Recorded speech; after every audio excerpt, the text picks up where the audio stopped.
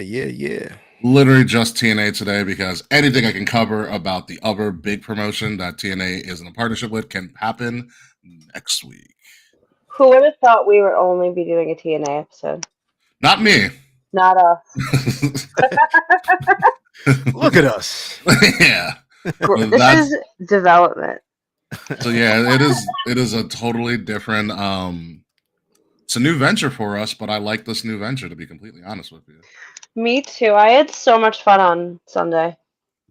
That was my first time to UBS. I've driven by there like a billion times, but I haven't been there for an event. And Isn't it nice? beautiful. It was gorgeous. It was gorgeous. Oh yeah, I have way too much knowledge about that arena. You What literally else should have be you like a been? tour guide. I know just too much about it because I was just obsessed with it because I was like, oh yeah, the Islanders are coming back to the island, Yeah. and all the stuff. Like it's literally just a hockey arena, and it's loud because of the low ceiling. Yeah. Concerts are really good there. The acoustics are probably dope as hell. I saw Mike Chem when they came back a couple years ago, and it sounded excellent. Oh, and at UBS in particular. Yeah. Mm-hmm. Nice. Where did the Islanders go? They went to Barclays and then The here. Barclays. Yeah. Barclays, a little Mhm. stint at the Nassau Coliseum. Yeah, they came back for like a cup of coffee, right? They pretty Literally. much they lobbied the NHL. So all right, roll back real quick. When the Islanders left and they went to Barclays, the people who had Barclays at the time also then had ownership of the Coliseum.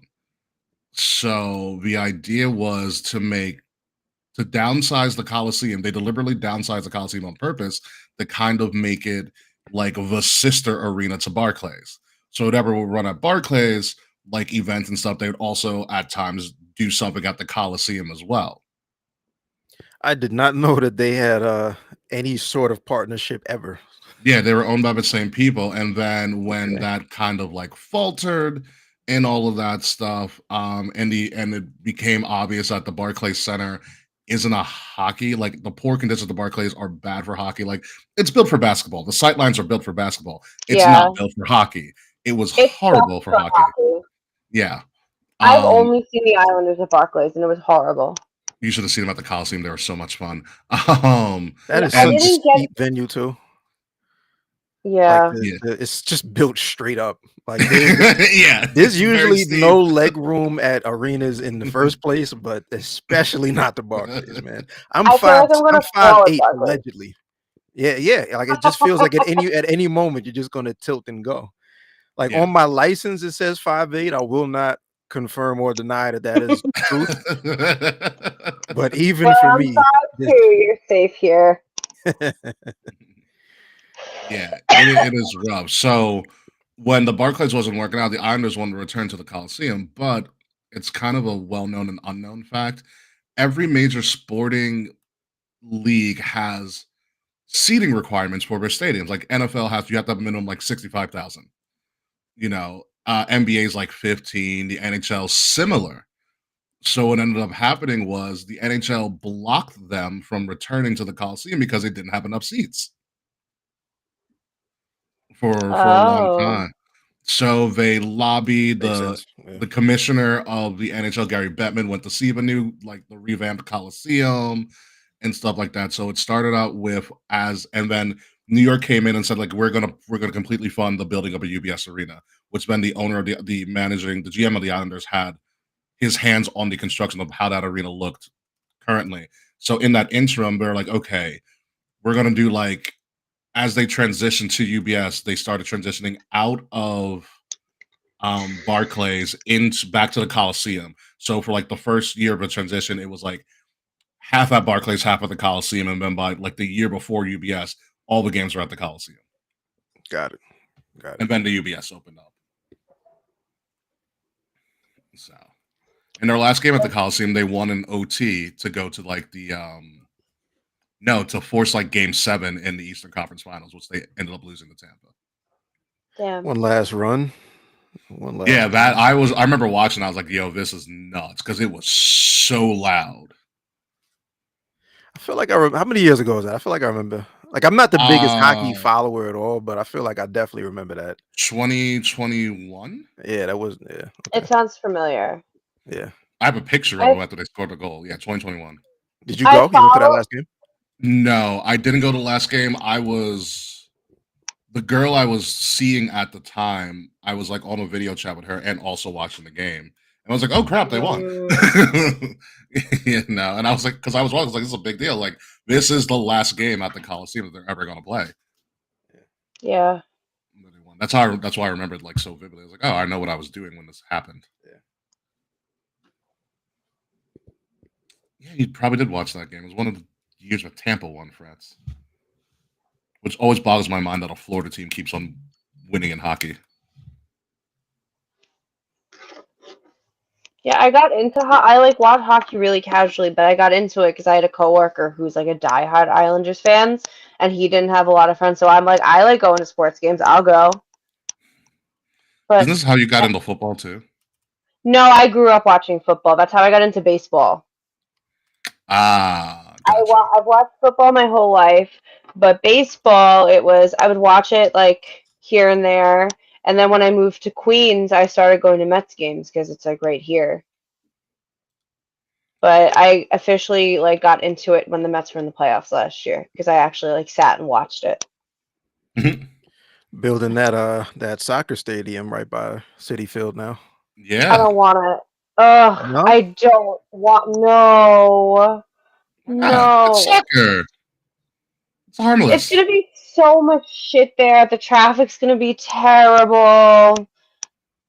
The traffic It's is I feel definitely gonna suck, but it's gonna I'm be a excited. nightmare. I'm excited for it. Like I usually take my grandfather to a soccer game at City Field, the NYCFC. Oh, They that's Hmm. play over there. cool. So I'm just curious, like, what it's gonna look like, what the demand actually is for it once it's up, you know? Like the World Cup Yeah. is right around the corner. The Club World Cup was just here, so I'm interested. I'm Which is interested. Apparently wild this. because I was talking about the Club World Cup and I'm like, this should be bigger than the actual World Cup. You would think, but I think there's also like the traditionalist. It's probably less of a traditionalist, quote unquote, tournament than the proper, World Cup. Like I think I can get that. that'll bring people out. Yeah, that's like the Olympics. I think it's more of that type of thing. Yeah, but it is what it is. I'm probably not going to a World Cup game because those tickets are probably going to be nuts. Yeah, I think I'll watch that on television.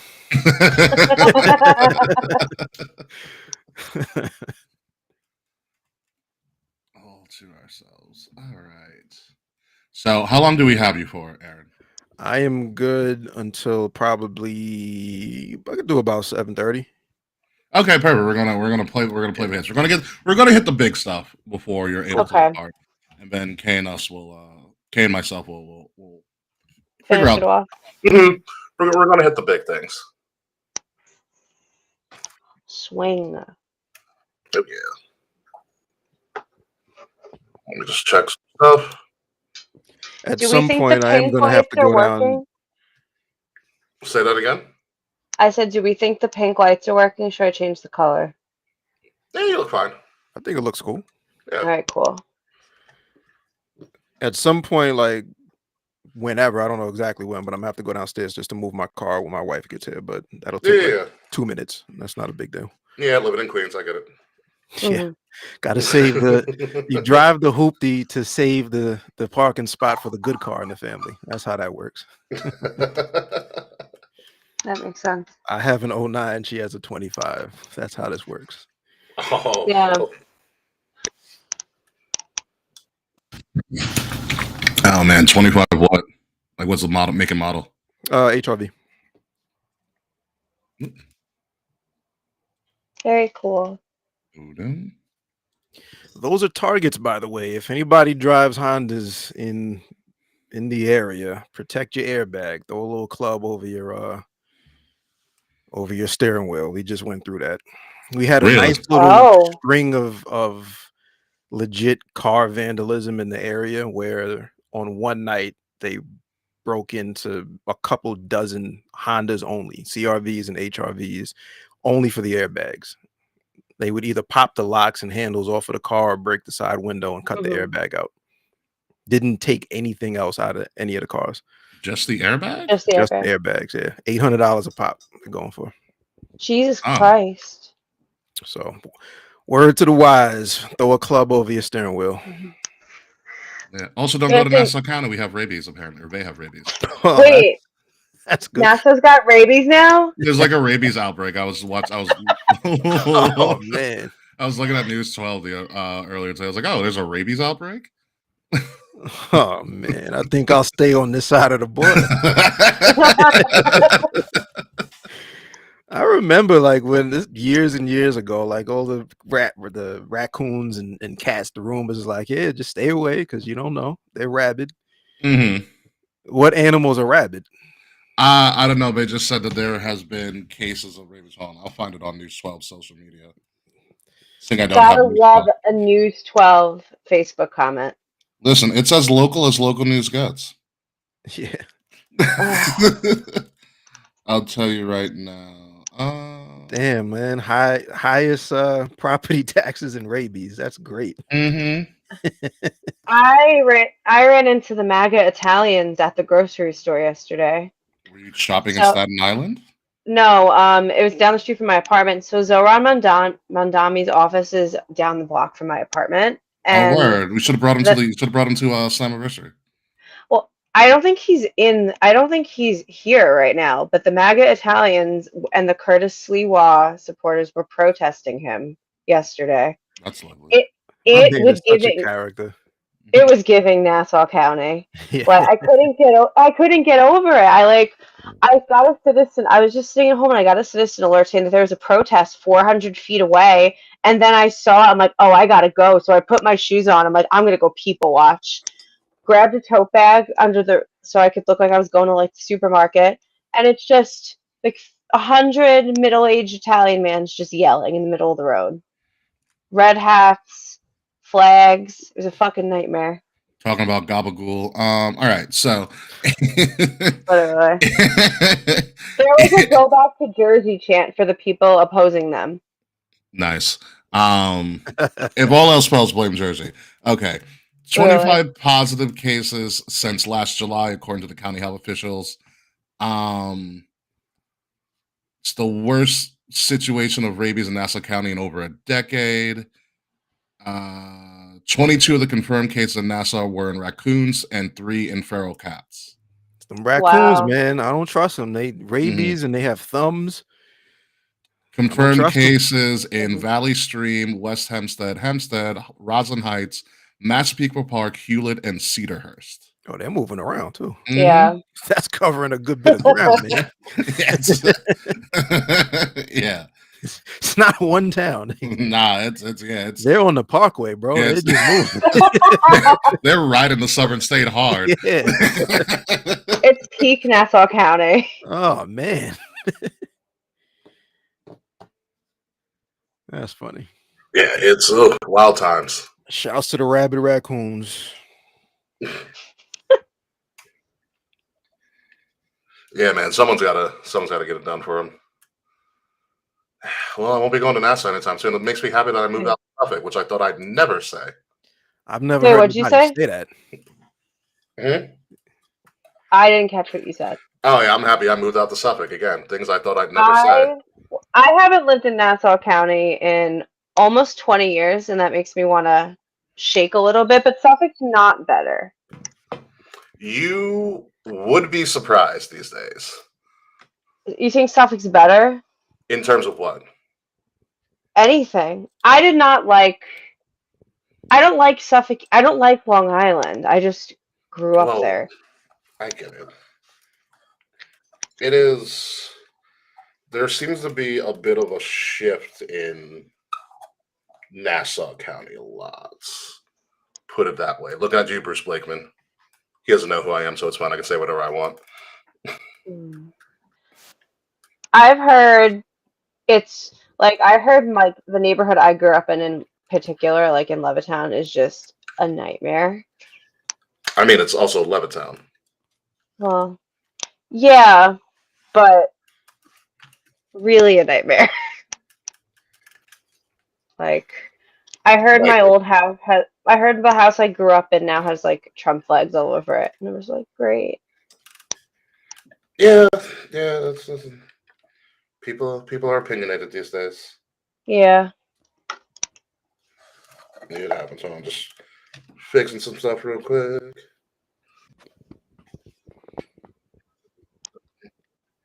Come on.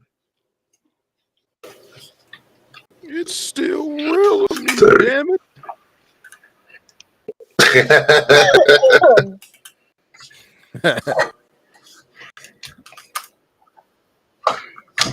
Come on.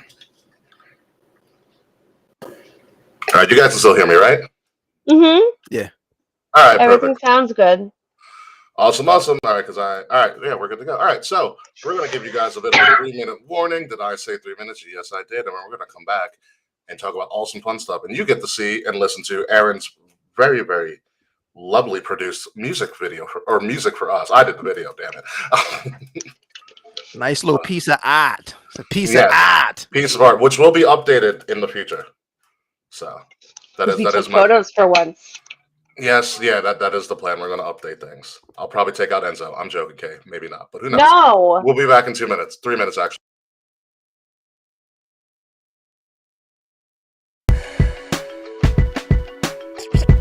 Kings of the rings of the illest. Kings of the rings of the illest.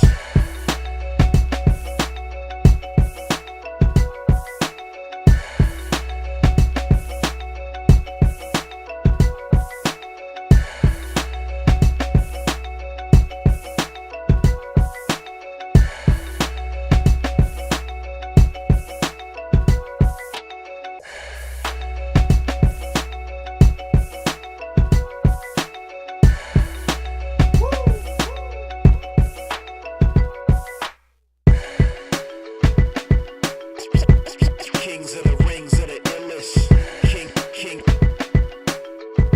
Kings of the rings of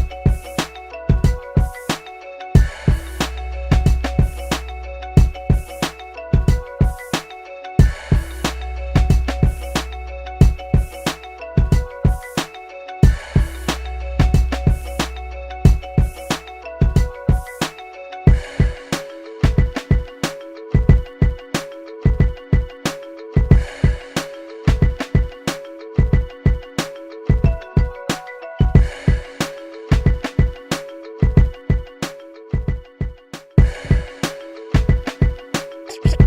Kings of the rings of the illest.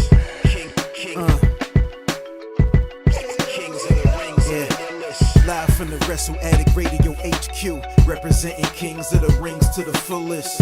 King Ricky made the hot tag to Willie T, and out of nowhere like Randy is the Queen Bee.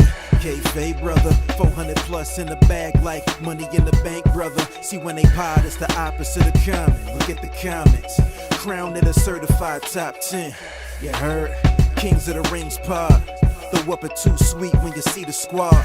Like a chop in a, I know you feel it. Kings of the rings of the illest. Kings of the rings of the illest. Kings of the rings of the illest.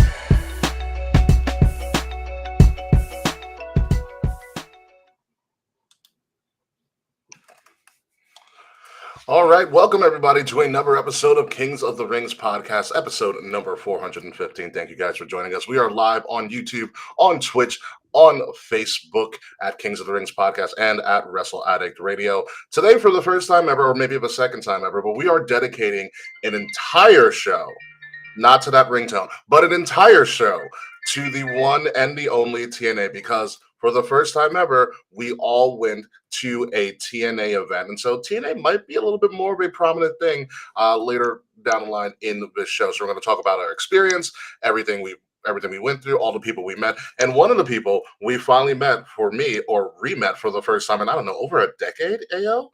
Or something like Easily, easily. easily over a decade. The man who made our very, very lovely theme that we're going to keep for a very, very long time, and the instrumental, the the host of the Signature Move show, proprietor of Pardon My Fresh, the Everything is Pro Wrestling hat, which was on billboards everywhere around UBS, and of course, one of the hosts of the Ringside Club, A.O. Baker. Welcome back to the show.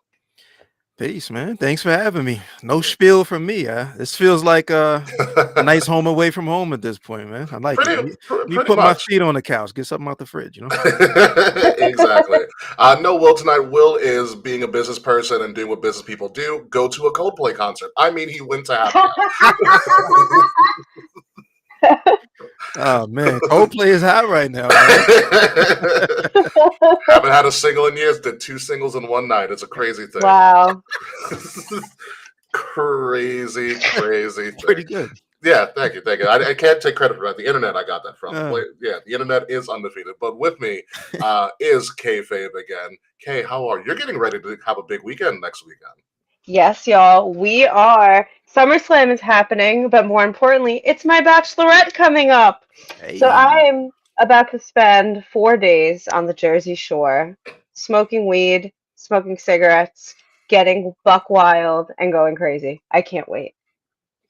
Yeah, I'm. sounds like a good time to me, man. Let's Yeah, do I can't do hood wait. rat things with my friends, That's man. my favorite thing to do. Literally. Oh, thank you, Mr. Fretzelmania, for joining us. 4 singles, including their spouses. That is absolutely correct. Absolutely Mhm. correct. So crazy times in the world.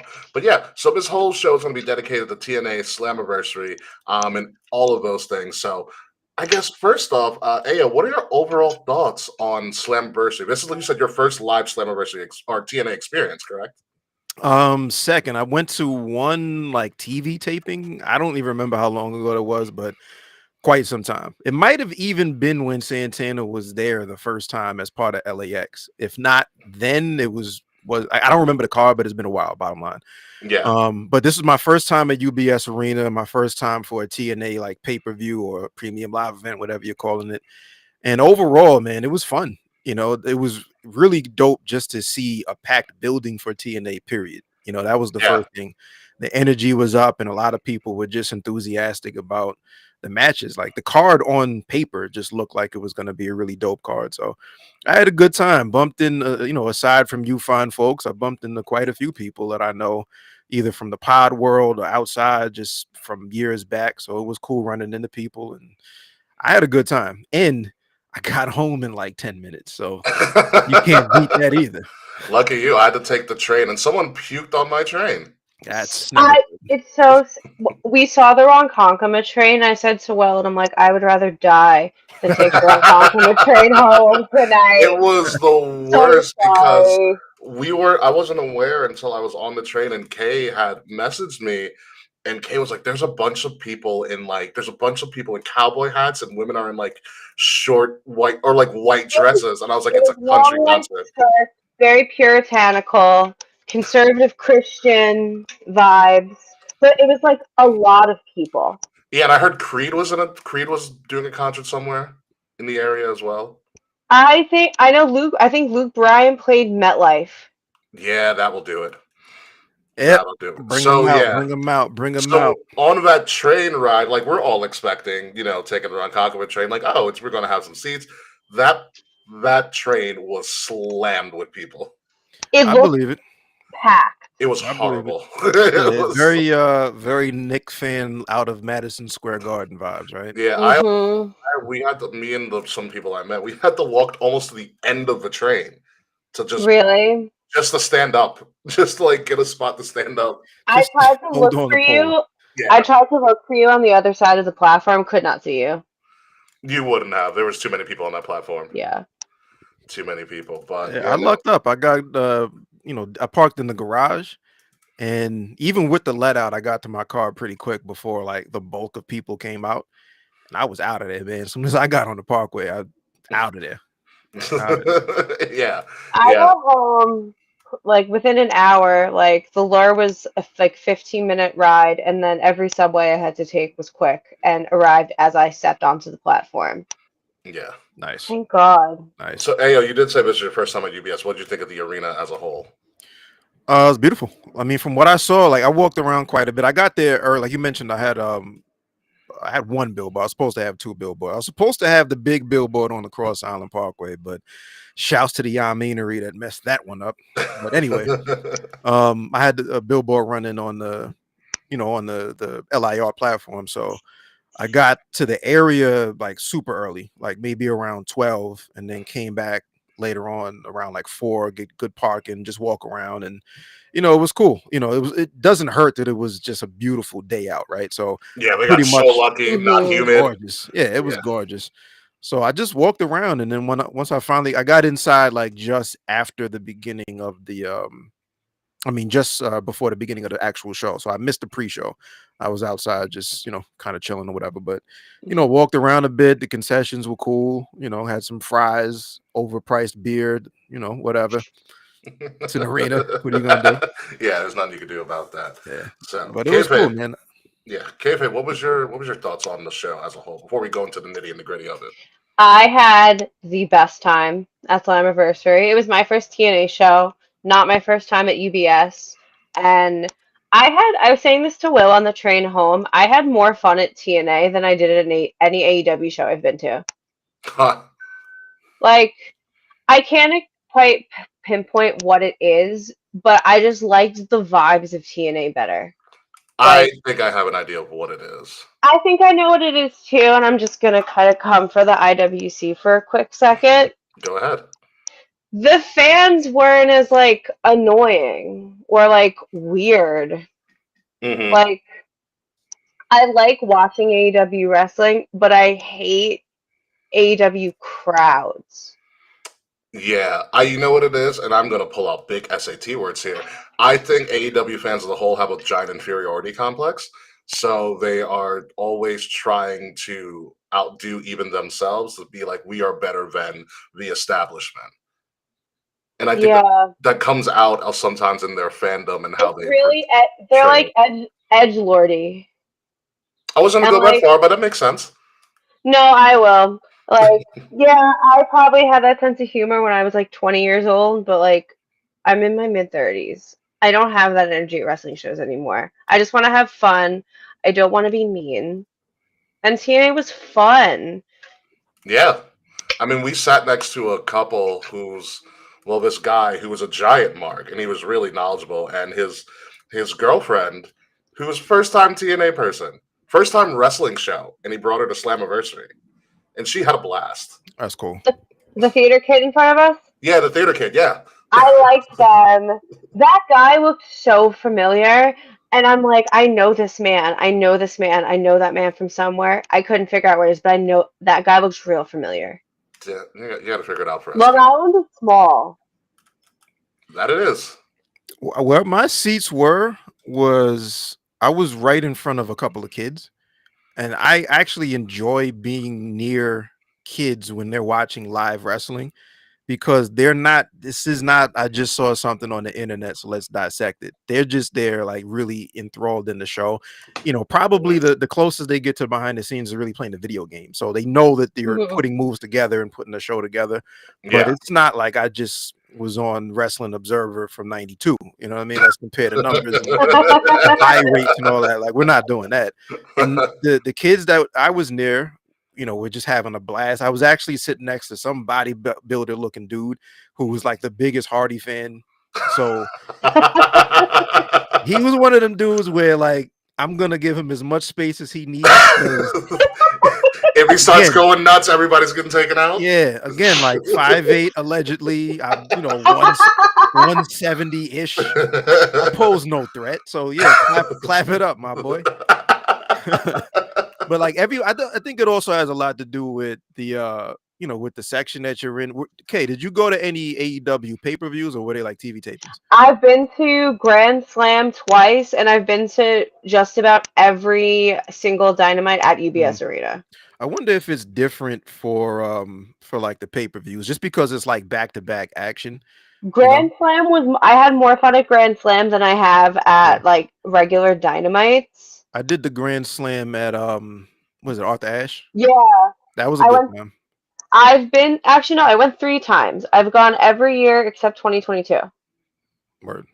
It's Word. so close, and it's a cheap ticket. How could I not? Yeah, But pretty simple. I really like TNA. I It think was I'm a a TNA guy now.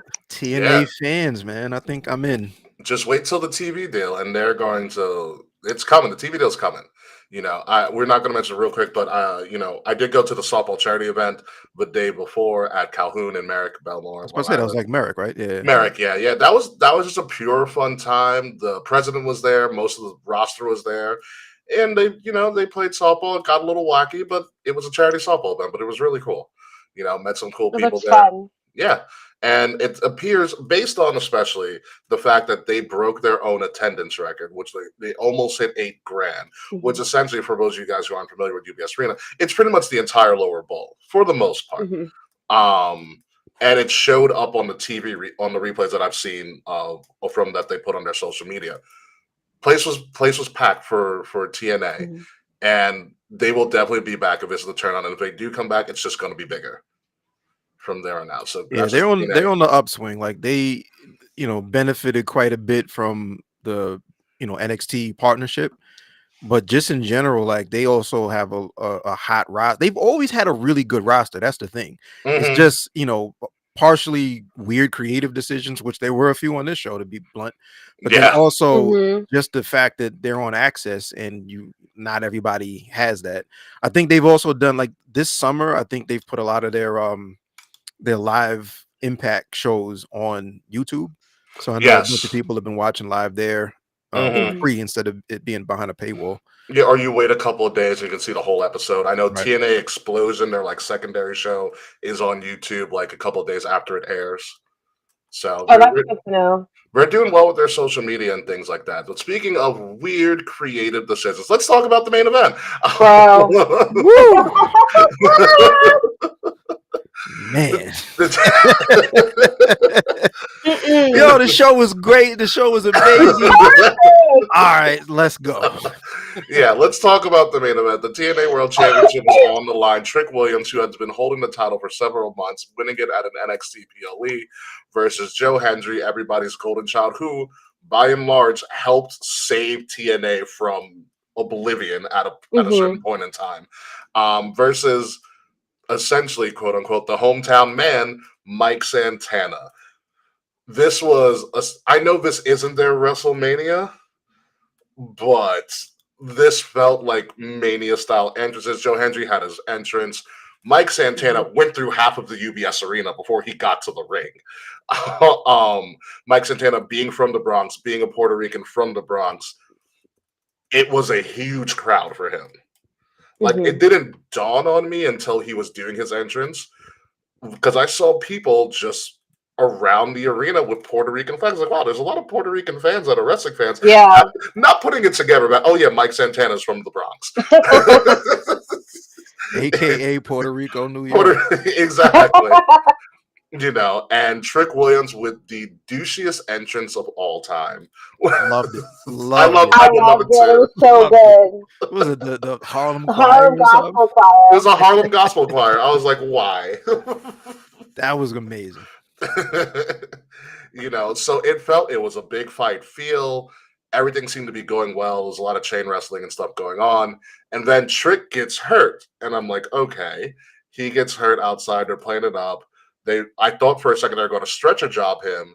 I was like, oh, maybe this is real, and maybe they're just BSing for a little bit until they Hmm. figure out what to do. And then they started to carry Trick back to backstage, but he never made it halfway up the ramp. And then before we knew it, Trick just ran in like a magical healer and stole it. And so bearing the lead here. You guys have seen Slammiversary, and I'm going to put Hmm. the ticker of all the results as we keep talking throughout this. NXT / WWE now has in their possession, in their superstars, both of TNA's biggest titles. The World Championship and the Knockouts Championship are both owned by NXT superstars. And it's such a weird way to end the show. Yeah. Yeah, No one went home happy except Trick Williams. That's true, yeah. that deflated my balloon. I tell you that. Deflated a lot of Same. people's balloons. We were like, what? So I had so many thoughts here. So the Trick injury, like you, for a split second or two, I was like, oh, damn, he might really be hurt. And Yeah. a lot, the arena, you could feel the air go out of the arena for a little bit. Once they got him up and kind of standing up, and he's just kind of leaning, I'm like, all right, it's a work. The Yeah. problem that I have with this is Joe Hendry hits his finish. Yeah, the So choke slam, right? right? Why? What is it? The mic drop or something like that? Encore, whatever he calls it. He hits Something like that, yeah. Why does Trick Williams have more faith in Mike Santana's finish than he has in Joe Hendry's finish? Why, in other words, why doesn't he see Joe Hendry's finish as the opportunity to run and break the count up? Oh, okay. I see what you mean. Like, that didn't make any sense. You just basically, we don't believe you, Joe Hendry. We don't believe in you. We don't believe in your finish. We don't have any faith that that's going to end the match. And then just the overall creative decision. I heard a lot of people saying, yeah, Bound for Glory is their Mania, it's their biggest show. You have to put more than 7,600 and some odd people in an arena for it to be their biggest show this year. I don't care what traditionally has been your big show or your culmination. If you have an attendance record, to me, that's your biggest show. I agree.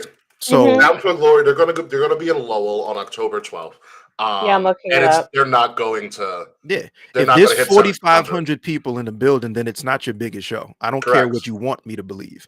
Mhm. And like, why not just because, by the way, Mike Santana wins the title, hometown pop, amazing feeling, a lot of momentum. Think about the energy that comes through the TV of people watching this. Like, damn, I really want to tune in to see what does Mike Santana do next as the champ. That doesn't mean that he has to hold that title until we get to Bound for Glory. You can always swerve and storyline it up to where Trick, runs a play and gets the title back on this Thursday. But why not every once in a while just book the thing that seems obvious to everybody, go with the hometown pop and crown Mike Santana? I didn't understand it. Wasn't what I would have done. Yeah. So I I go looked ahead, up Jay.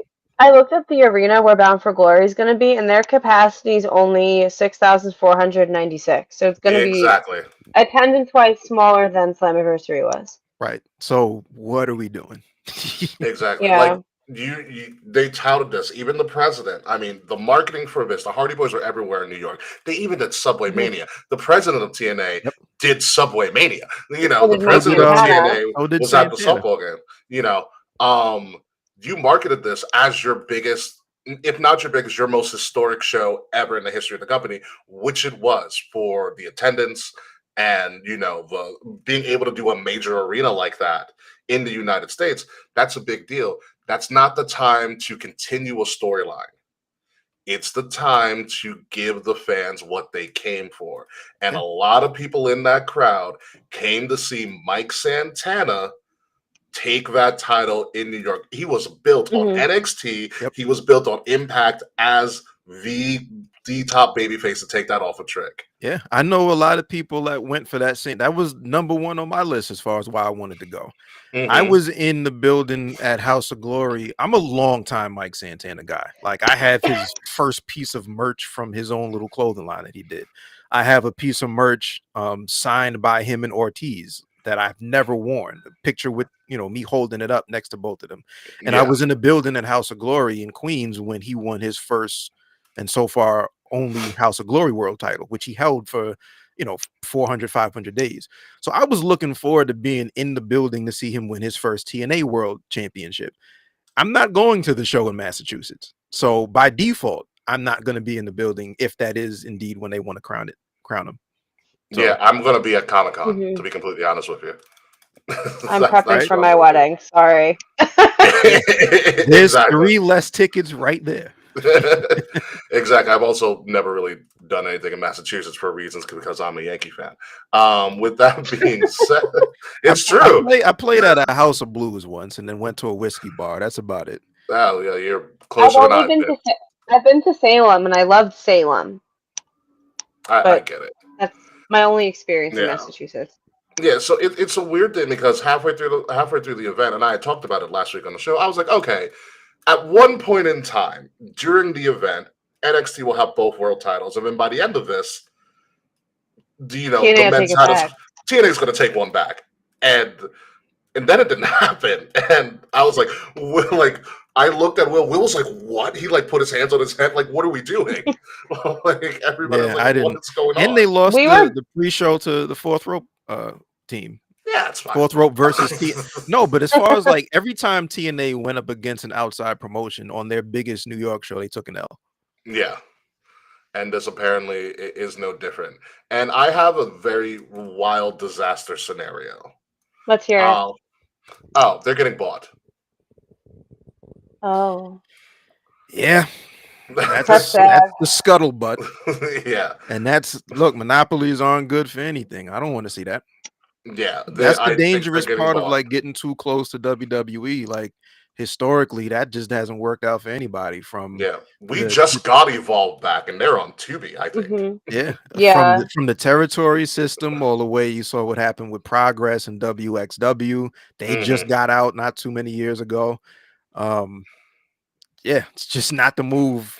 If you're a fan of that promotion, it's just not really what you want to see, you know.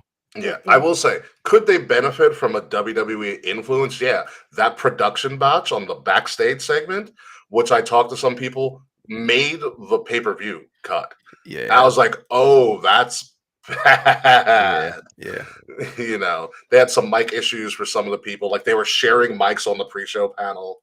I was like, you guys need money. Yeah. Which makes me believe that they could be bought sometime in the near future, which is a scary thing to see. Yeah, I hope they do a television deal, and that's where they get their funding from versus that purchase, you know. There has been talks of Tubi, Fox Sports One, A&E. I doubt they'll go to A&E because that's WWE territory Hmm. currently. Fox Sports One, I think, would be great for them. Yeah.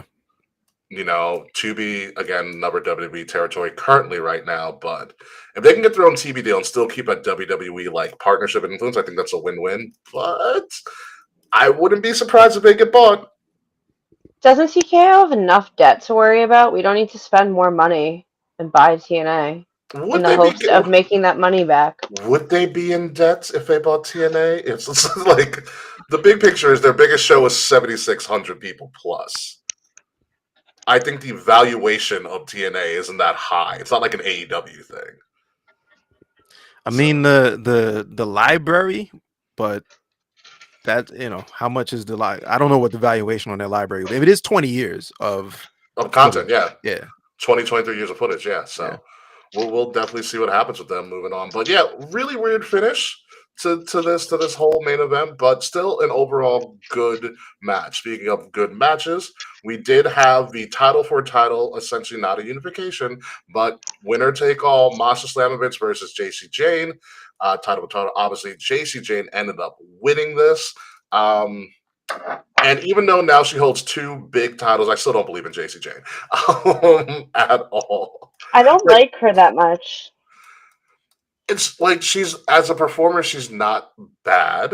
She's not the best, but she's not bad. I think my stance with JC Jane is that you never seen her by herself.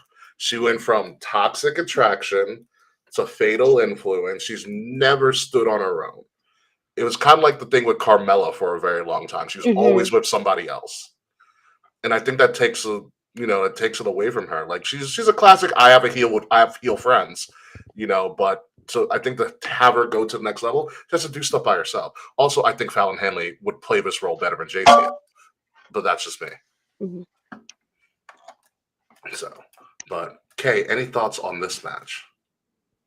I mean, I did enjoy it. I'm not really a fan of JC Jane, but it ended how I thought it would. She won. Good for her.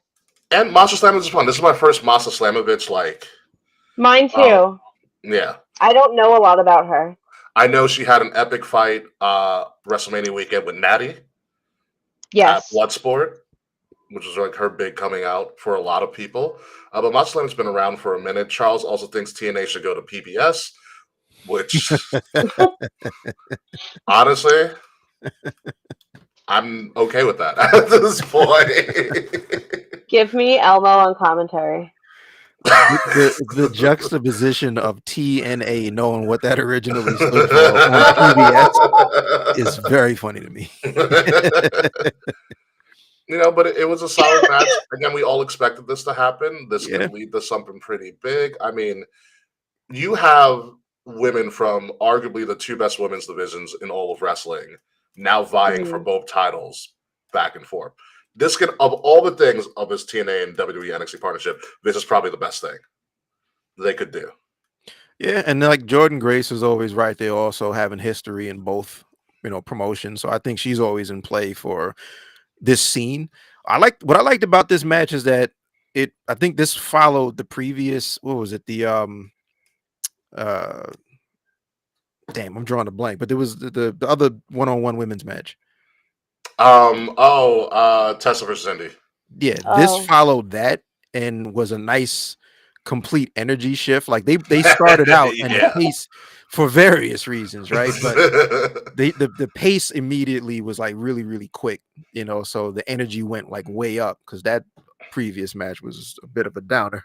But it was Yeah. a solid match. I'm a Masha Slamovich fan. It'd be interesting to see like how long does JC hold both of these titles? Is it Masha that takes it back, or again, like I mentioned, is it something where we involve, Jordan Grace or somebody else that I'm not thinking of? But it was a good match. I liked it. Yeah. Historically, double champions in NXT don't work well. Nah. No. Ever. So I don't expect JC Jane to make it out of the summer. She may go as far as end of September with both titles, but it's not lasting long. Nah. Definitely not. But I see what they're lining up, man. Like if I wouldn't be surprised. Like Bound for Glory seems like it's around the corner, but when you're watching weekly TV, that's still October. That's a bit of a stretch. Yeah. But I can see them lining up, like, unless they do this at a big NXT show, they're going to be holding these titles until then, and then it's the big comeback for the entire TNA roster to get their titles back. The next big NXT event is Heatwave at the end of August. So Okay. Which would be good for TNA wrestlers to get wins on NXT TV.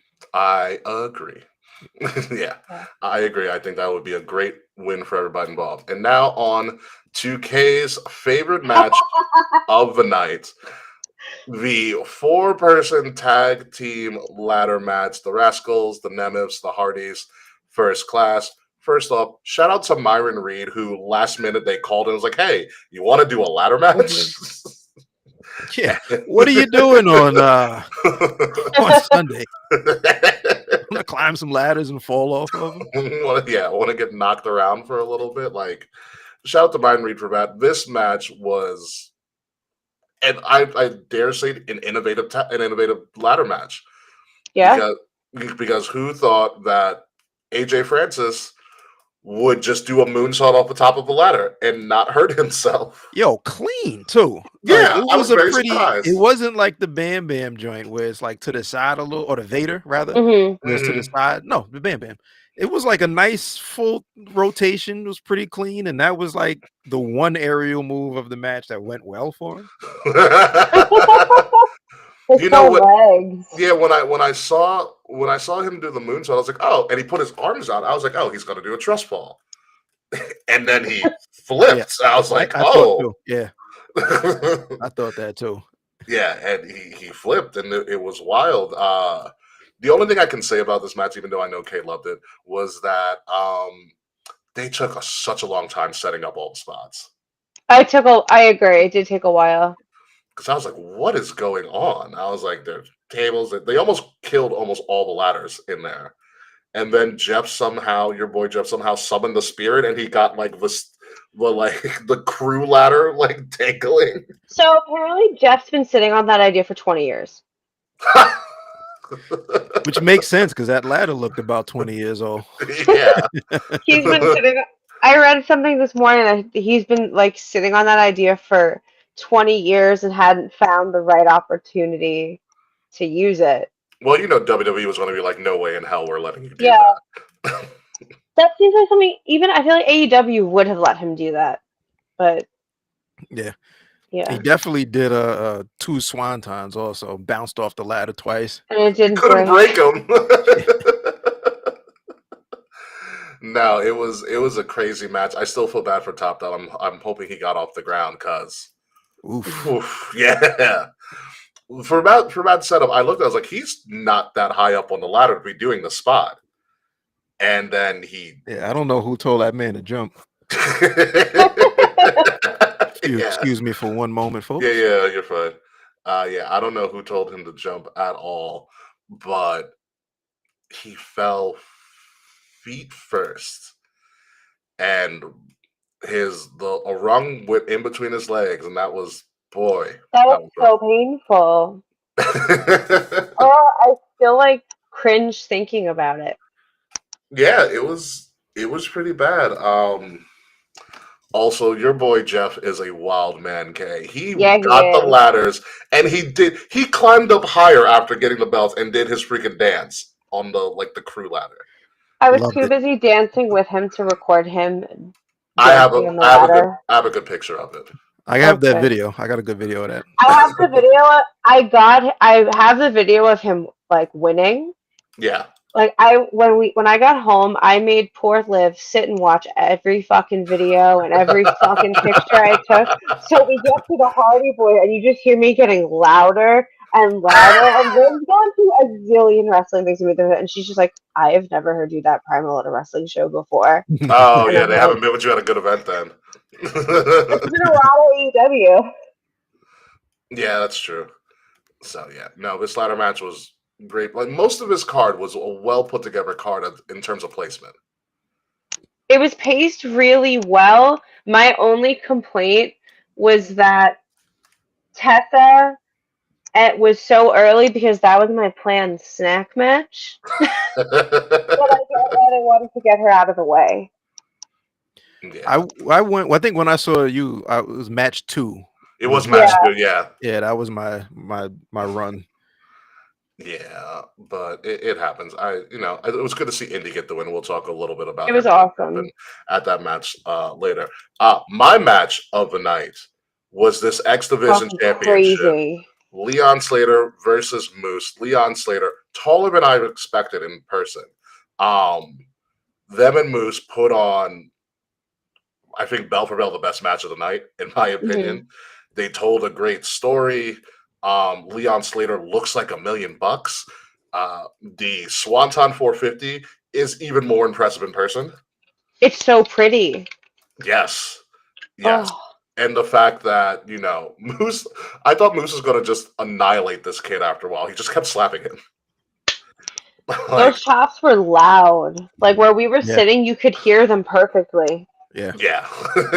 Yeah. He took him out. Obviously, I think the best moment of that match was Moose rolling away, thinking he wasn't going to hit and giving him the finger. And then he hit one of the longest swantons I've ever seen. And looked like Hmm. he could have gone further. Like I Yeah. wouldn't. He probably could flip and drop kick the opposite turnbuckle. To be honest, Yeah. That's like he's crazy. got some. He's got some, and then hit the Swanton 450 directly after that. Yeah. The power of being young. Yeah, word. Remember being 20? I'm not hitting a swanton on anything. If I hit a 450, I'm not getting back up, bro. Yeah, I think this is the perfectly booked match. This was the feel good win of the night. Absolutely, Yeah. This was like absolutely. everybody was like the pop on the 3 count for this was really up there, you know. Yeah, it was great. He had his family from the UK in the crowd, which is really cool. And I love to see. I've never really seen it often, but Moose put the belt around him before leaving. I was like, oh wow, that was a really cool moment to see. Hmm. I would see that I missed because I ran back out for another run and came this close to missing the next part of this whole deal. But I really want to see Leon Slater and Myron Reed. First of all, they got similar pants, but the styles I think would be it would be a really fun match. I Myron Reed, was, by the way, that cutter out of the ring yeah, is like, bro, your back is just. What are you doing, man? They almost hit the barricade. Yeah. It's amazing to watch, but how you gonna feel when you get up here, man? I mean, talk to Mustafa Ali after his match. Jeez. Mhm. Right. Yeah, Yeah, you know. well, we almost saw like a broken neck in the first match, but all right. He did come out and say that was his mistake. It was no one else's mistake Yeah. but his. So good on him on that. I want to see, and I mentioned this when I was sitting down. I want Leon Slater, Javon Evans. Yes, I agree. Yeah. Yeah, Yeah. just have put the X Division title on the line at Heatwave. Leon Slater, Javon Evans. They'll destroy the arena. Yeah, that's like the aerial match of the century right there. Mhm. Yeah, I mean Leon's only 24. I was like in 4 years he's gonna sign with WWE, Definitely. if not sooner. But I think if I'm booking NXT and WWE, I'm putting Leon Slater and Javon Evans in a story for at least a month or two Hmm. and see what they can do and work together. But my God, fantastic match. I'm a huge Leon Slater fan. I don't know how you wrestle since you've been 9, because I would have had to go into school at some point.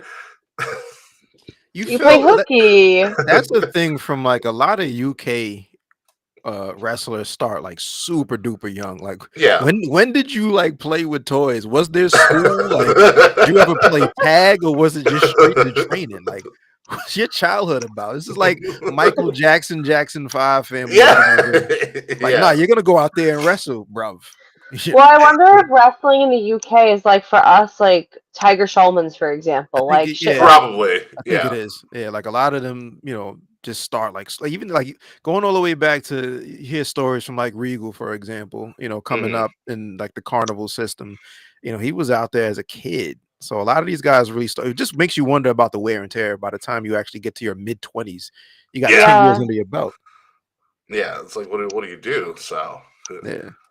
who knows? But no, Leon Slater definitely well deserved. And then out of nowhere, which apparently was a shoot, if you saw Leon Slater's reaction in the ring, AJ Styles comes out not only as AJ Styles, but coming out to the Get Ready to Fly original theme song from TNA, and that place went ballistic. On fire. Yeah, absolutely on fire. I almost spilled my beer running back into the arena. Oh, so the music hit and you weren't in the arena? You weren't. Nah, yeah, like as soon as the 3 count hit. So that's why I said like I missed the moose crowning him. I didn't see any of that. As soon as it Mhm. hit, I jumped up. I was like, all right, let me go and come back. Mhm. And I had to run back. I had like I'm running in one hand and the phone in the other. I'm just trying to get the footage and not spill a beer. It's a good time, man. Yeah, what a moment. It's my first time ever hearing AJ's Get Ready to Fly theme, and I could barely hear because everybody was screaming. They know the words. Yeah. Yeah. You are, I am. And boy, he did leave it open. I mean, one, I did like the fact that he put over Leon Slater, and that's what he came Yeah. to do. Yeah. Which was cool. And apparently Leon Slater said he wasn't aware, but he was going to be a part of his segment. Because when AJ's Oh, music, that's cute. I don't know if you saw, but when AJ's music hit, he starts jumping up and down like a little kid, Hmm. like It losing was his mind. really, really cute. And then I think when you see AJ in the ring, he talks to him, and I think he's trying to like be like, "Hey, I'm going to talk about you, like stay here, like do not Yeah. leave, Don't leave. Yeah. yeah, yeah." That's cool. Were you like me? Were you expecting a little Pele kick at some point? A little bit. I was at some point. I was like, "There's too much love here, man. Where's the somebody's turning on somebody? Who's gonna do it?" But that would be just a really dope, face versus face, generation versus generation match. That's one match that I don't even know if they got to do a whole bunch of storyline. It's already built in. I was a fan of you, watched you when I was growing up. Now I have the honor to wrestle you. No belt on the line, whether I'm the Mhm. champ or not. And let's just watch him go. I mean, AJ Styles did leave the door open for him to be like, "Hey, I might have," because we said one more match. He was like, "I'll get to that later," Mhm. So don't And be then he surprised. left. Yeah, So then he left. later might not ever come. Unless he's trying to negotiate something for Bound for Glory. Which would be Hey, if you want to get all under 7,300 people in that building, run an AJ Styles match. Yeah. And I think he can't commit to anything because he is in storyline with Dom Mysterio. Word. You know, and I really hope he got some sleep today because he went Yeah. from New York straight to Houston. He was AJ Styles was Jamaican last night, man. He had every job under the sun. He definitely did. What a pop. And I think the greatest thing about it too, it's not that he came back, which he did. He came back in his like TNA gear. Yeah. Like no logos, no, modern WWE like gear. It was classic black vest and a white shirt. Yeah, that was It was a that good was look. really that was really dope, man. Like a nice homecoming. That was another like it's probably as far as feel good moments of the night. That's probably top three. Hmm. Myron the not Leon Slater. the Leon Slater win, AJ Styles coming back, like back to back was just really really good energy. Yeah. Yeah. And again, great place and great time. And then we started out hot as hell, too. Yep. They Another announced, banger. yeah, they announced this like right at the end of the pre-show, like, oh, by the way, we're starting with Cedric and Mustafa. I was like, you know what? This is about to be fun. And and it was everything you thought it was, especially when I don't know if you might have noticed this, Aaron, but like he came out, Mustafa came out in very 205 live-ish gear, like the jacket. I I didn't catch it, but yeah, It's one of his original gigs. It's probably from when he first started wrestling, and him and Cedric go back a long time. yeah. Running the indies and things like that. And this match was wild. It was everything you thought it was. The story was great for Vince, where he was like, "You stole my WrestleMania moment because you beat me at WrestleMania. I want my moment back." And things like that. And Mustafa playing like the political heel, not the foreign heel, the political heel, which is he's never wanted to do a foreign heel. right. With Order 4, which is such a weird faction, but it works It, for yeah, him. exactly. It's like it's strange, but all right. Yeah, it works. And then, I thought Cedric was going to do this, but then, you have clearly the abuse victim known as Tasha Steeles going back and forth Right. with this. Took a And hell of a lumbar check. yeah, she flew. She flew on that lumbar check. What a great. We were so hype about the lumbar check, we didn't realize that Mustafa had climbed to the top of the 450 and won the match. Yeah. It was I great. kept the tally, man. There was, I think, two holy shit chants. There were two this is awesome chants. Hmm. Standing ovation. This was when I was looking at the card before the show. This was the match that I pegged as like this is probably going to be my match of the night, just because I know what both of these guys are qualified to do and capable of doing. Yeah. And it did not disappoint, man. Like they got really really busy. Yeah. Shout And out it's to Will really Greg here. cool just to see, like, Cedric Alexander hasn't been back like super active that long, so this is Isn't this probably his first appearance since his release? I think as far as a pay-per-view was concerned, he I might Yeah. think have done like so. some TVs here and there and some indies, but as far as like, pay-per-view and big match feel, this was, his comeback party, and he did not disappoint, man. He still looks like $1,000,000. He got busy. Yeah, he did. And I don't know how Mustafa has a back. He took a back body drop onto the steps. Yeah, there were a couple of spots, and you could tell like this is they probably had that conversation where like, yo, let's go out there and tell everybody to follow this. Yeah. They And probably that's had that exactly type what of they did. conversation. Yeah. That's exactly what they did, and we were all better for it. It was a great way to start the show. I just thought Cedric was going to win, but he ended up not, which just means this story is going to continue. And again, it's one of the things. First big show with a major promotion. Yes, thank you, Mr. Will Gray. It's going to be one of those things that is going to, I think, help push TNA further because you don't need a title for this. This is pure, I'm better than you. No, you're not. This is really prime for a nice best of 7. Like I would not be mad to see the two Yeah. of them Oh wrestle. yeah. Yeah. Oh yeah. That's good. It's better than Sheamus and Rusev, and Sheamus and Rusev is really fun. Yeah. Things like that. Moving on to a match that actually was on the pre-show, got moved last minute to the pre-show. The Elegance brand versus the Inspiration, formerly known as the Iconics, for the TNA Knockouts Tag Team Championship. First PLE or pay-per-view for the Inspiration since they left 3 years ago because they had children, both of them, against the Elegance brand, which is, I don't know if you follow the Elegance brand, Mr. A.O. Baker, but There's such a weird amalgamation of Maximum Male Models and Tony Storm.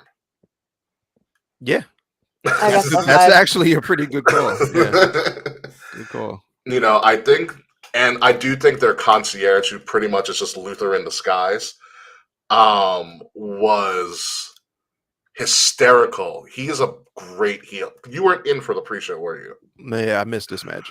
Okay, so they do the tag match, and so the inspiration come out, and they're in like cheetah print, and before the elegance brand comes out, their concierge literally does a pure indie heel thing. He's talking about how the inspiration don't deserve to be in America because they're Australian. He calls them migrants. Yeah, Yeah. he calls them yeah.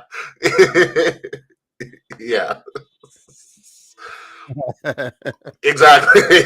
All right. He came out swinging. And that's just a good heel. And then the Elegance brand came out as a Statue of Liberty, which was so pompously heel.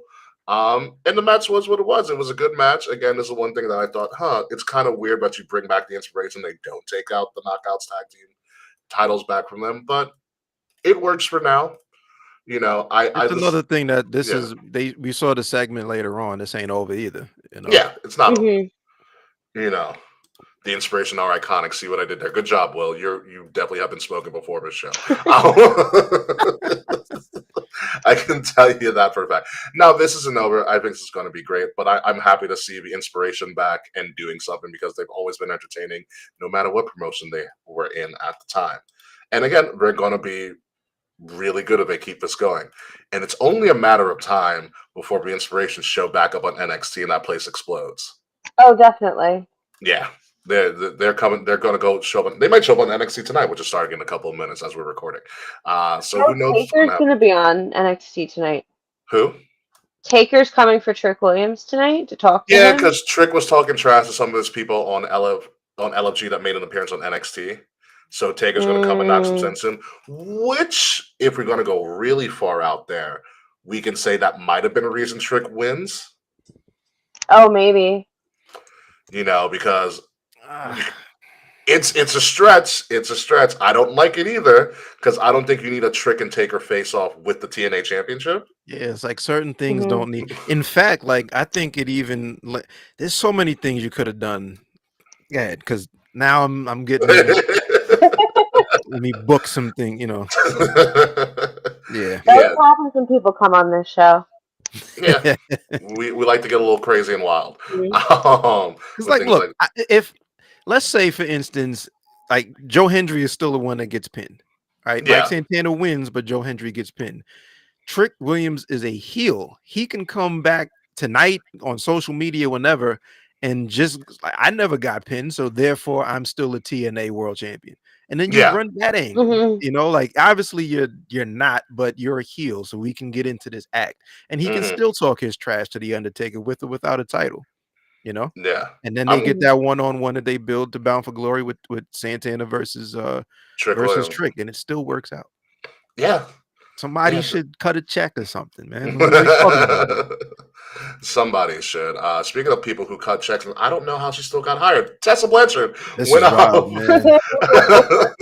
went up against Indy Hartwell in a battle of I did so many things for you to get you to America and wrestling. You have done nothing for me. That's pretty much the storyline. And the story of this match wasn't the fact that it was a match, and it was an okay match. It's told a good story. The story of the match isn't the fact that Tessa Blanchard is a talented wrestler, because we all know Tessa Blanchard is a talented wrestler. The story of the match is that, yes, we all still hate Tessa Blanchard for all the things in the past, because it was audibly loud multiple times, because they tried to quell it, and it just came back harder, she's a racist trans. Because welcome to New York, we don't forget anything. Nope. We are petty.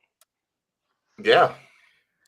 I don't understand why she's employed, bro. Like no one does. I brought one of my friends to the softball event when we went to eat afterwards, and we were talking about Slammiversary, and he's very much a casual fan of wrestling because he's got a life and a wife and kid and everything like that. And he was like, and he even told me, he goes, "Why did they rehire Tessa Blanchard?" And I go, "No one knows." I honestly think that they thought this would die out by now, and they were using like TNA as a bit of a tester ground. Because I Mhm. always felt that if this story never, if you know all those backstage stories of Tessa either never came out or never happened in the first place, she would have been very easily a WWE Or even wrestler. AEW. Yeah, she Or was. AEW, yeah, especially Yeah, especially when her pops was in Tully. AEW, Yeah, when Tully Hmm. was there. But just the opportunity to run her with Charlotte, in a faction with the heritage of the Four Horsemen. But I really think that they ran this TNA comeback with like, let's see if there is a chance to and from night one when she came back, oh it was yeah, very clear that nah, we're not forgetting any of this. Like, yeah, sorry. yeah. Multiple countries chanting she's a racist. Wherever they go, Yeah. she can't escape this, and she So shouldn't. To be honest with you. No. absolutely, she absolutely should not, and it just begs the question, like, why? What are we even still doing here? How Yeah, long is left on this contract, and why don't you just break the contract? Like, let you out of the contract, be out. There is no upside to Tessa Blanchard, no matter how good the match is. So yeah, be out. What are we talking about? yeah. And then the putter with Alicia Crawford, formerly known as Alicia Fox. Right, Crazy choice. I right, will say you would have loved our section, AO. So there was somebody three or so rows behind us who went off on Oh my Tessa god. the entire match. He was like, Tessa, why are you still here? Just putting you with Lisa Crawford. Don't they said like, don't pull me. I have a black friend like card with us. right. Like that was very clearly, by the way, that this is Yeah, the card that we're Hmm. playing. Let's try to, nah. it's not working, especially not with Alicia. Nah. And then like I feel bad for some of the wrestlers that they put her in matches with because they ain't asked for any of this. No. Like when the Jordan Grace feud when Tessa verse came back was like, I feel bad for Jordan Grace having to drop the title Yeah. or take the L rather. Mhm. I felt bad, and even for Indy. Indy is like the most lovable human. As far as Isn't she wrestlers the on current track. Hog World Champion She too? is. She's the women. Yeah, she's Hmm. the House of Glory champ. So I don't. Somebody's making decisions that are not the decisions I would The make. saving grace is that Santino did come out and say she is suspended indefinitely. And hopefully that is Which a way to make her go away for a long period of time. I really do Like, think that's why I said, like, I think this was the This, experiment, and I think the yeah, experiment has gone long enough and nothing has changed, and we're just done. yeah, hmm. yeah, we're done. They even went as far as trying to sell I Hate Tessa Blanchard t shirts. And I would have bought it, but I was like, I know where that money's going. Yeah, she's getting a royalty off of that. I'm not Yeah, buying that. You I'm can not you buying can make that yourself. Get like iron-on letters. Just make it yourself. it. Right? Yeah, I should sell those, right? Like you let's should. we should Do start selling like I hate Tessa hats. Yeah, yeah, it is. Yeah, Tessa, we coming for you. that was also the other chant That that was a, That happened. was a great a chant. That was a great chant. Yeah, it is. It is a shame, and I mentioned this when this first came out. Like from a historical context, outside of the things that have been reported that she did backstage by not just by random fans, by other people in the business, which gives it a whole different level of credibility. But before those things came out, we were all talking about Tessa Blanchard being one of the most important figures in the history of modern pro wrestling, being the Mhm. first woman to hold a world championship, gender nondescript world championship. And we never talk about it. That's how bad all the things came out were. Yeah, She played herself. It's like, congratulations, you played yourself. you know. 1000%. Yeah, yeah. Donkey of the day, donkey of the year, the decade. Yeah. I mean, and before all of that came out, the worst thing that had been alleged that came out is when she crashed out on Ricochet in the PC.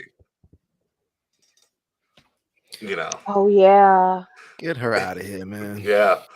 Yeah, it's bad. It is bad. It's such a horrible fall from grace, but it's what happens. It is what That's what it happens when is. you're racist. She Yeah, Yeah, brought it upon herself. yeah. Fuck her. There's nothing else. There's nothing else to say about that. So there's a with that, lesson to learn, kids. Don't yeah, be a dick. exactly. Especially when your entire locker room can see you and call you out whenever they want, and they cooked her real well. Speaking of real will, time for a real one, another one of Kay's favorite matches that happened on the pre-show. It was also a very quick match, to be completely honest with you. This I Uh, saw on YouTube. I think the promo Longer than the was longer match. than the match. It Yeah. was. Yeah, Steve Macklin, the TNA International Champion, which their international champion is better than anything AEW puts together.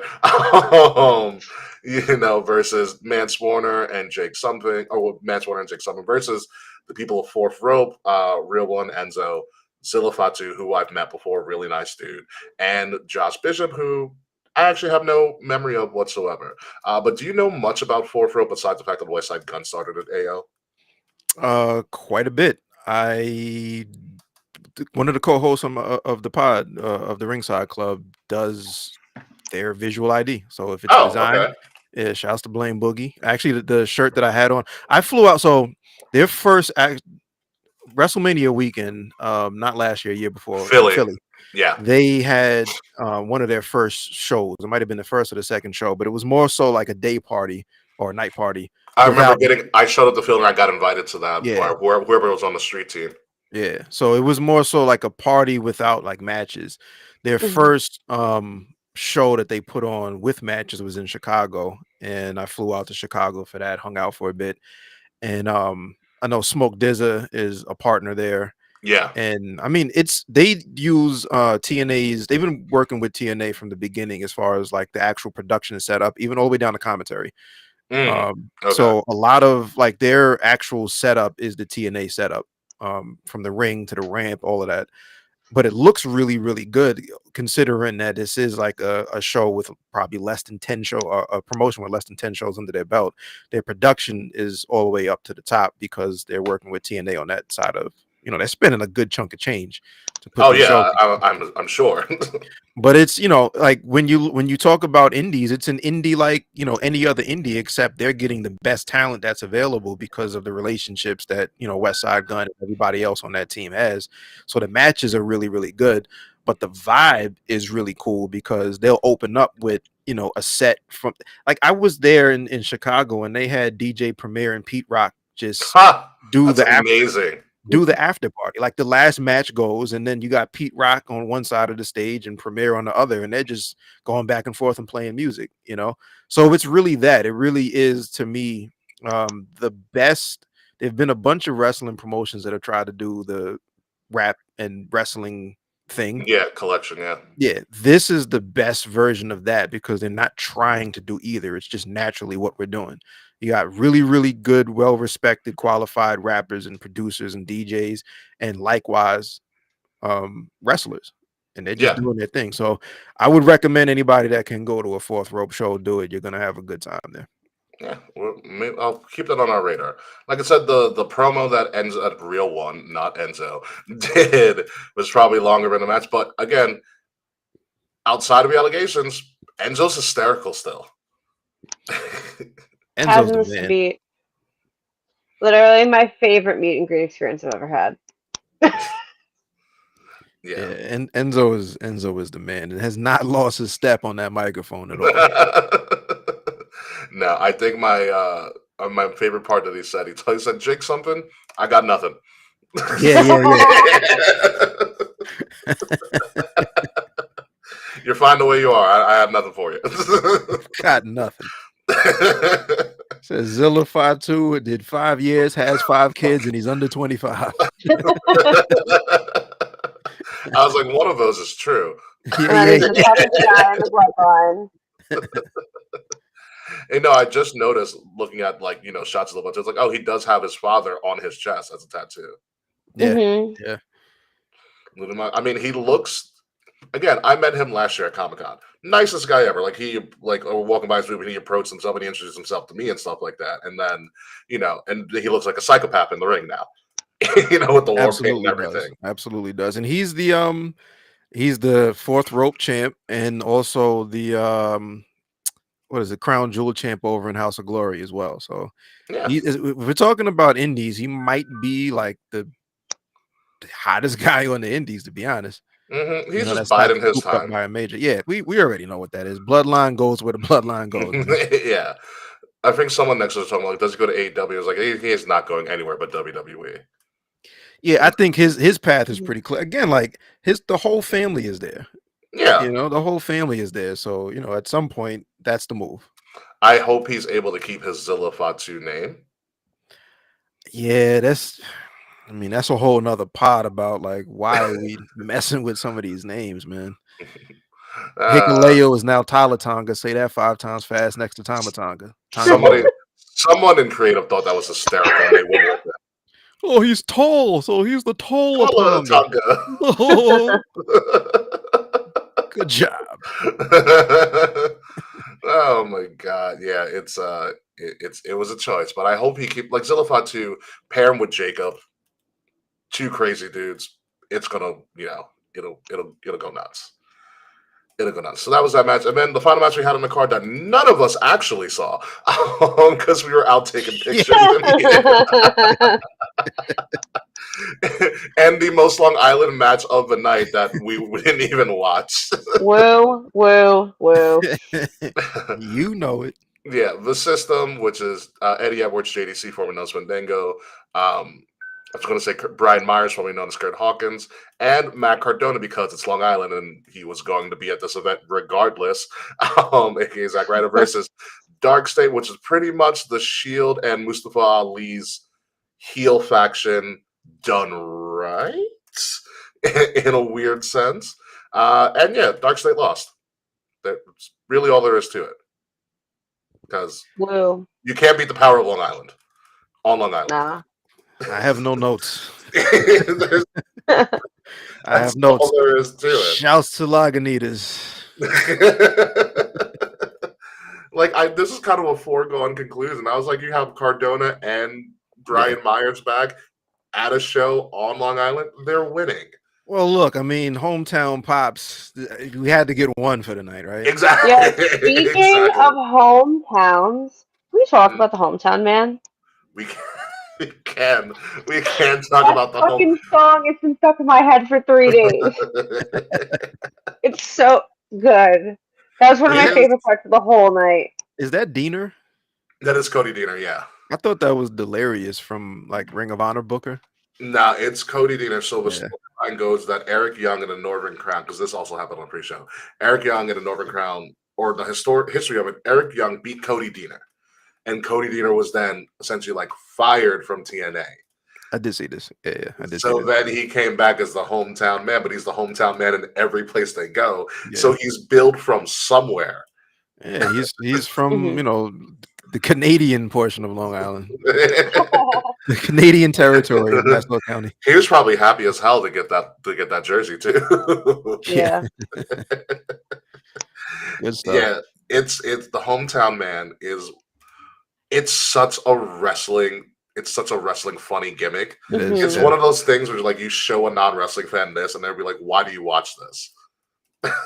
It's one of either those- that or they immediately like, hey, this is fun. It's one of those things sometimes where it's like somebody comes in the room and you're like, yeah, I'm watching this. You show the right person, it will work. Yeah, that's what I mean. Like some of these are just like, oh, this is fun. This is, it's silly fun. Mhm. It's silly And fun. other times you're just like, oh, this is wrestling. Yeah. Yeah. Again, I'm surprised no one else in wrestling has ever come up with that gimmick and used it, and it took TNA to figure it out. He's from here. He's the hometown man. Like whoever made a song probably had a ball. Yeah, I'd love to be in that session. Who is he? He's the hometown man. Yeah. So good. Oh, so good. I want the hometown man to show up in NXT. That would be hysterical. Yeah. He's from the Performance Center. He's from the PC. Comes out in like a generic PC shirt. Property of NXT.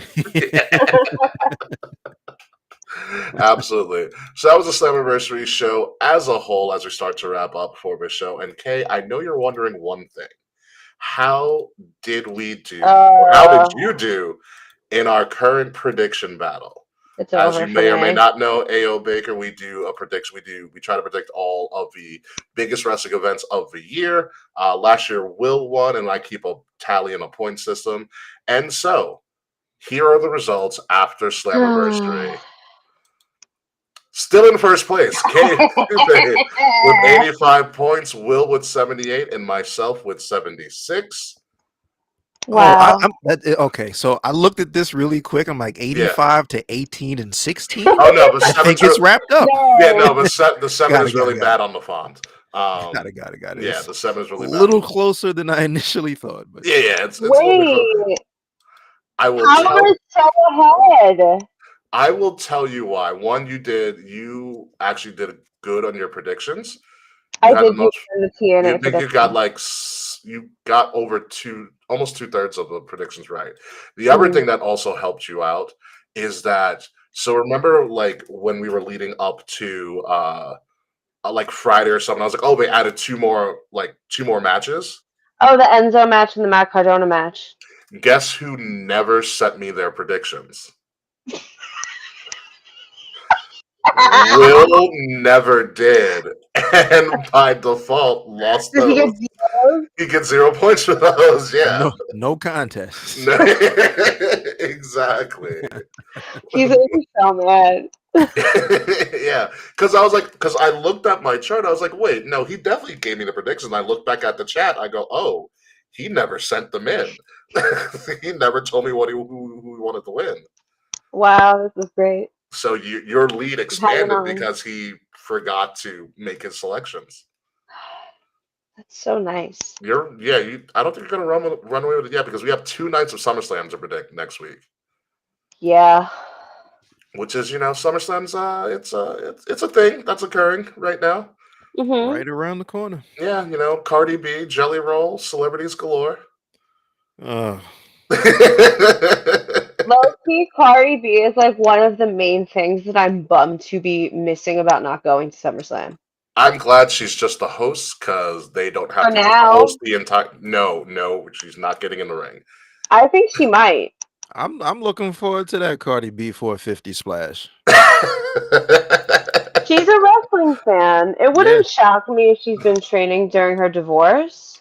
That's very true. Who would she go up against? As we're kind of just BSing right now. On Twitter, Bailey said she was available. Probably is, so they never like to book Bailey with anything. So Who gets booed the most in the women's division? Because it would have to be like a Chelsea Green and Cardi B. I was gonna say Nia and Cardi. I was going to say But Nia might Charlotte. really hurt her though. Like you can't.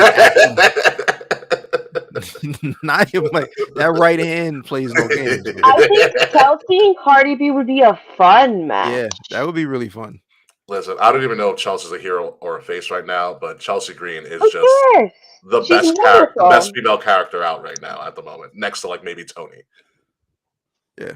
Yeah, Chelsea just gets it, and she's better for it. But yeah, no, that actually Chelsea Green. I'm sold on Chelsea Green and Cardi B if that does happen. That's a good match. Yo, tell them cut the check. I know what I'm talking about.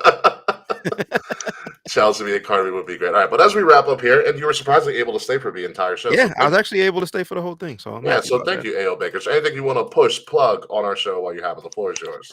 Hey man, first of all, thank y'all once again for having me in Absolutely. this wonderful establishment here. The food is great. The ambiance is wonderful. Only thing to push, man. I'm gonna lean in so you can see this hat. This is actually leather. It's a leather trucker. I own a company called Part of My Fresh. It's a hat company. Go to either partofmyfresh.com or wrestlehats.com. It'll take you directly to this product. A few of these are available. Pick one up. Wrestle Hats 2 drop is in production, and then there's a couple more hats I'm dropping at the end of next month, August 25th. Okay. That's it. Partofmyfresh.com, wrestlehats.com. Holla at your boy. Awesome. You'll stick around for our post show if you have some time, sir. If not, that's all good too. Oh, yeah, now I do actually have to go. Okay, so now that you do have to depart, I am a half hour behind on work. With that being said, let's get you out of here. Ladies and gentlemen, you have been listening to Kings of the Rings podcast, episode number 415, The Hometown Man. I am the Hometown Man and your host, King Ricky Rose. You can follow me at Ambassador Biggs across all social media outlets, BIGZ Ambassador Biggs. Follow Kings of the Rings podcast at KOTR _podcast across all social media outlets. Like, share, subscribe, leave yourself a 5-star review. The links to all of our stuff are in the description below. If you are listening to us exclusively, make sure you're listening to us on Wrestle Addict Radio, the cure for the common wrestling podcast. And follow Wrestle Addict Radio socials at addict_wrestle on Twitter and at Wrestle Addict Radio, all one word, everywhere else. Shout out to everybody that we saw and that we met at 7th anniversary. Chris and Richie. I met a Richie and not a Ricky. Chris and Richie, Ballard Club guy, we hung out with for a little bit. And of course, A.O. Baker in the Ringside Club. Shout out to Chat Law, who was in attendance somewhere, but we did not Allegedly. allegedly, yeah, we did not get to see him. And this will probably be the first of many times that we go to TNA events if they are in the area. Slage and K, Kayfabe, what do you have for us? All right, y'all. It is July 22nd, which means it is the greatest day of the year. It is Boris Bucatini's birthday. Their puppy. We have a 2-year-old corgi running around somewhere. You can follow me on Instagram and TikTok at KAE_FABE. I am counting down to my bachelorette party. I am 101 days out from my wedding. So I Hollow am wedding. going Wedding on to Halloween. be busy. Yes, it's going to be a great time. So when we come back next week, Kay hopefully will be there unless they start their bachelorette stuff early. We're going to talk about 2 nights of SummerSlam and who's going to show up, who's not going to show up. If there is even going to be a hometown man there at SummerSlam as well. I think that would be great if they did, but if not, who knows what's going to happen. SummerSlam, biggest part of the summer. Expect a lot of shenanigans. Expect a lot of heel things. Especially expect a double turn, because I'm calling it right now because it's happening. But don't expect Slack to be here for next week because fuck you, Slack. Goodbye. Good night. We'll see you next week.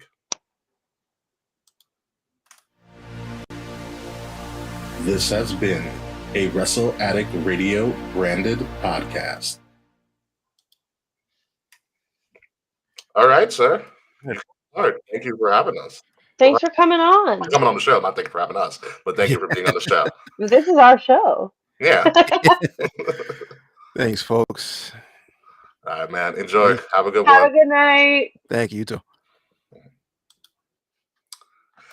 And it is just us. Wow, we did a good time. Very good. Very, very good time. So shout out to Marshmallowies or whatever for whatever Twitch thing that they gave us. Looks like it's JC Jane. I was like, what is this? Mhm. Oh, it's JC Jane.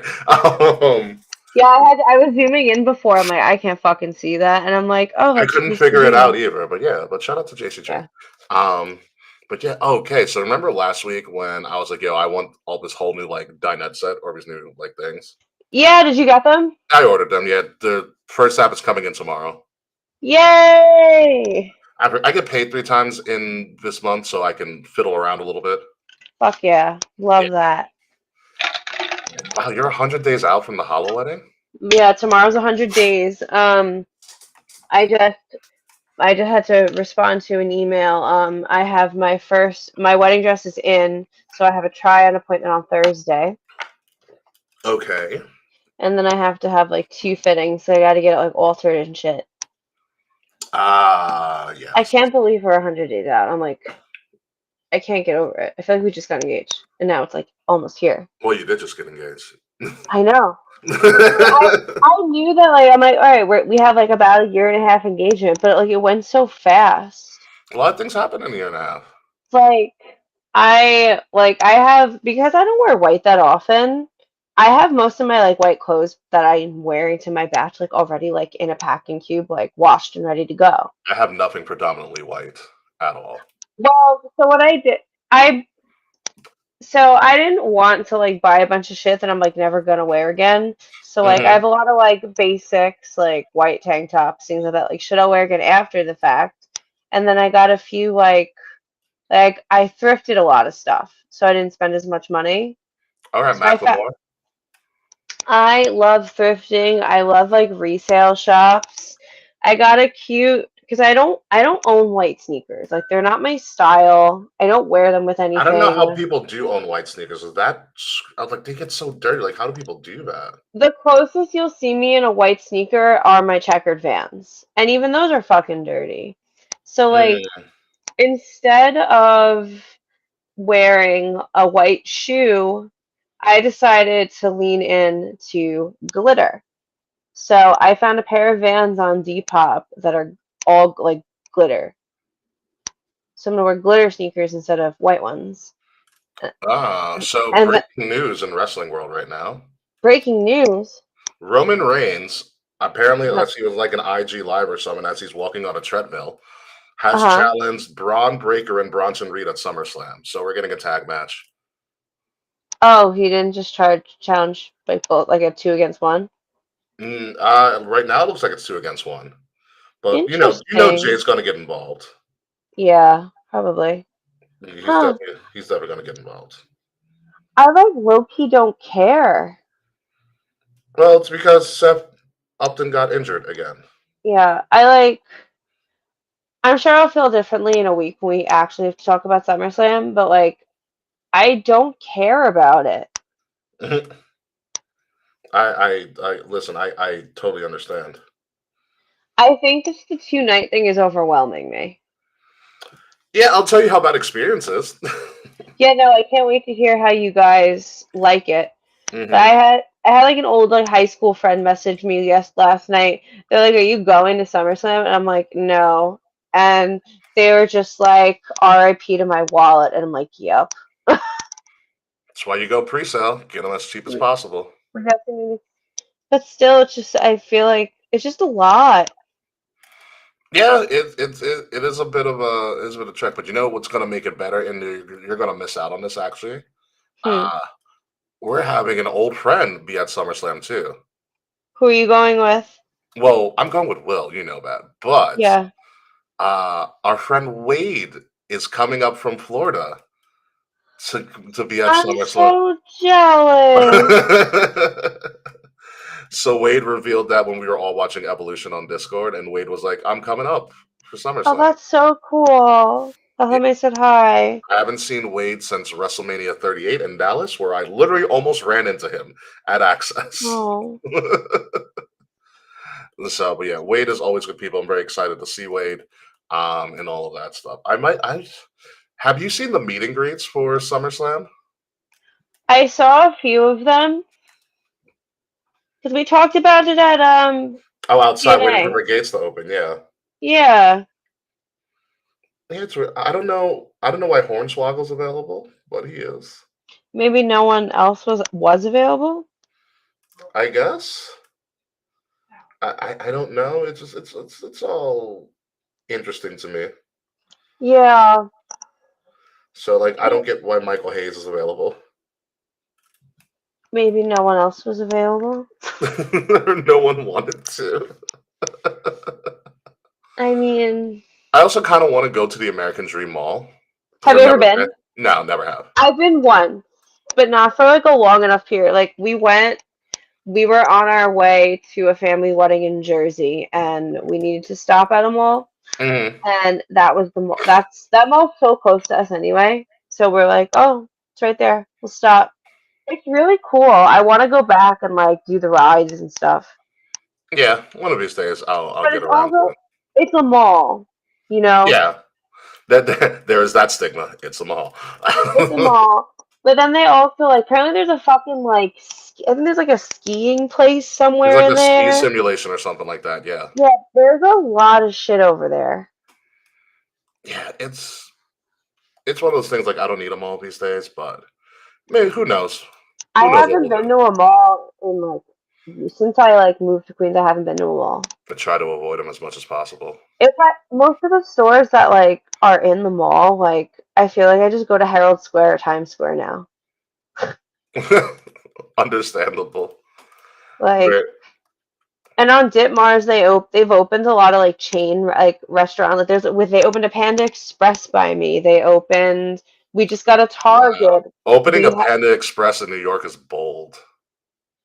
like we have so many Chinese places. Yeah, And I we're don't even so know they close can and compete.